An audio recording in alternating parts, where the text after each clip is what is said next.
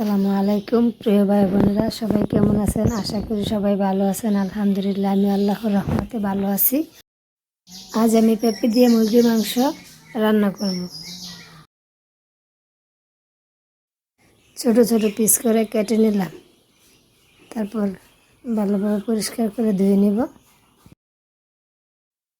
এখন পরিমাণ মতো সব মশলা কষিয়ে পেঁপে আর মাংস দিয়ে দিলাম।